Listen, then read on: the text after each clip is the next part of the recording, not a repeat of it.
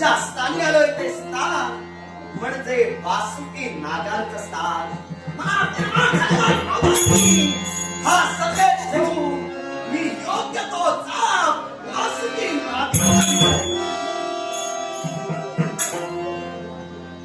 वासुकीनाथ हस्तिनापूरचा राज करता राजा अजमीर आपल्या तत्वाला प्रणाम करतोय.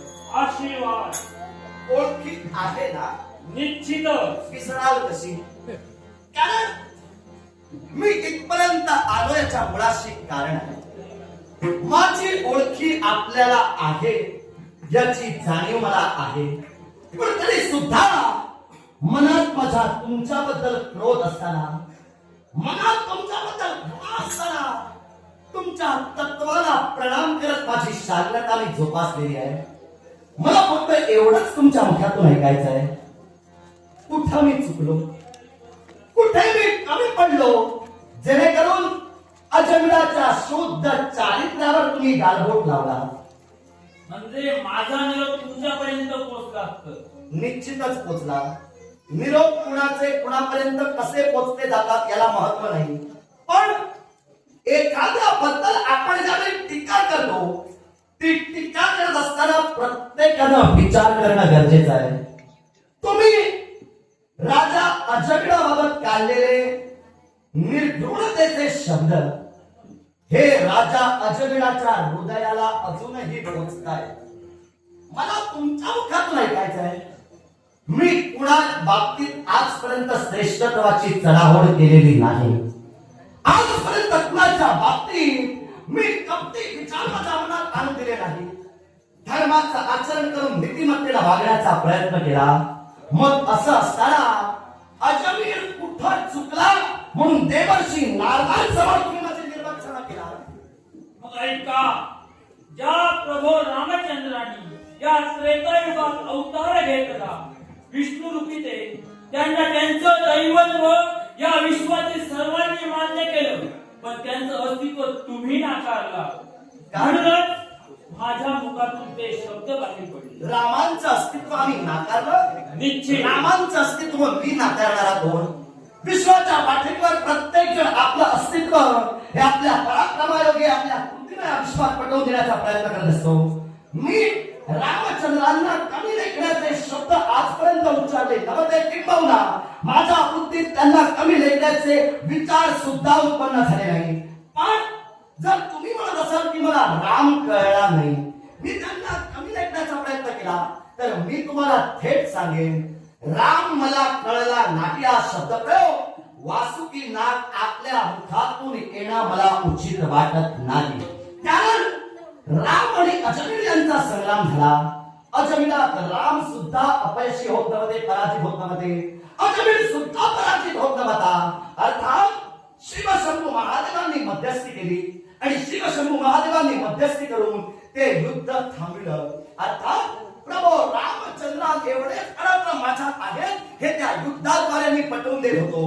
मी माझ्या मुखाने कधी श्रेष्ठत्वाची वाच्यता माझी केली नाही. मग असा असताना राम मला कळला नाही असा विचार करत माझ्यावर तुम्ही जे गालबोट लावला, माझ्या शुद्ध चारित्र्यामध्ये शिंतोडे उडला, त्या मी तुम्हाला जाब विचारण्यासाठी आलोय. सांगा मला, जर राम मला कळला नाही असं तुम्ही जर म्हणताय, एका बाजूला तुमचं विधान मी मान्य करतोय. या विश्वाच्या पाठीवर देवापेक्षाही महत्व आपल्या मातेला दिलं जातं. तुम्हाला तरी तुमच्या मातेचा स्वाभिमान कळला होता का? निश्चितच म्हणून सांगू नका.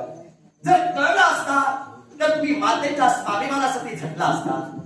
कारण कद्रू आणि विनता, कद्रू आणि कश्यप यांच्या ऋषिकुलात नागकुलाची उत्पत्ती झाली, बरोबर? होय. ती तुमची माता पिता आहेत. मग कद्रू आणि विनता यांच्यात लागलेली त्यांच्या श्रेष्ठत्वावरची पैज, ही पैज ज्या अर्थी विनता हरल्या त्या अर्थी त्या त्यांच्या दास्यत्वात गेल्या. पण त्याने घडलेली एक घटना, ती घटना कोणती? तर सूर्य देवतेच्या रथाचा अश्व हा नेमका कोणत्या वर्णाचा आहे, कोणत्या रंगाचा आहे यावर वाद सुरू झाला होता. तेव्हा सूचित केलं गेलं की विनता म्हणाल्या तो अश्व दुधाळ आहे आणि तुमची माता म्हणाली अश्व काळा निळा आहे. अश्व हा काळा निळा होता की दुधा होता, या प्रश्नाचं उत्तर प्रत्येकाला आता ज्ञात झालेलं आहे. अश्व हा दुधा होता ना, निश्चितच. पांढऱ्या रंगाचा होता ना. होय. मग तो कप्तान जाती काळा निळा झाला, तो कुणामुळं? तर तुमची माता सर्वांना सांगू लागली तो अश्व दुधाळच आहे, पण मातेच्या शब्दासाठी माझ्या पुत्रांना तो काळा निळा करता येत नाही, तर धिक्कार असो तुमचा. तेव्हा फक्त दोघे जणच कुठून उभे राहिले होते. ते दोघे जण कोण ते मीच तुम्हाला सांगतो. ते दोघे जण कोण? पद्मवंत आणि पिठार यांनी शिवशंभू महादेवांची भक्ती केली आणि त्यायोगे वरदान प्राप्त करून घेतला आणि त्या अश्वाच्या कानांचा पुच्छाचा चावा घेतला. त्यायोगे काळा निळा झाला. मग तुमच्या मातेच्या स्वाभिमानासाठी त्यावेळी तुम्ही काही झटला नव्हता, ते झटले. मग मला जर राम कळला नाही असं तुम्ही म्हणताय, मला जर रामाचं तत्व कळलं नाही म्हणून माझं सुद्धा चारित्र्यावर तुम्ही गालबोटी लावताय. थेट माझा आरोप आधी तुमच्यावर. तुम्हाला तुमच्या मातेचं तत्व कळलं नाही, तुम्ही तुमच्या मातेसाठी काही करू शकला नाही, अर्थात तुम्ही मला जेवढे पापी ठरवलात त्याच्यापेक्षाही तुमचे तुम्ही आहात पापी. मी त्या पलीकडे जाऊन तुम्हाला सांगतोय, ऐकूया.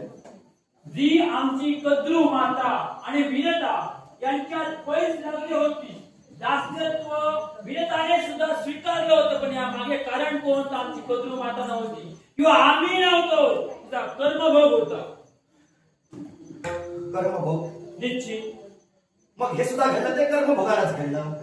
कारण अजमेर आणि शिवशंभू महादेव यांची ज्यावेळी ग्रंथिका झाली त्यावेळी शिवशंभू महादेवांनी मला आशीर्वाद दिला आणि त्यायोगे माझा वाद जो रामचंद्रांशी होता, तो वाद का होता? तर माझं राज्य हस्तिनापूरचं मला मिळावं म्हणून रामचंद्रांना सुद्धा मी प्रतिकार केला. जर तुम्ही म्हणत असाल मला राम कळला नाही, तुमच्या मतानं तुम्ही वागा, पण माझ्या शब्दाच्या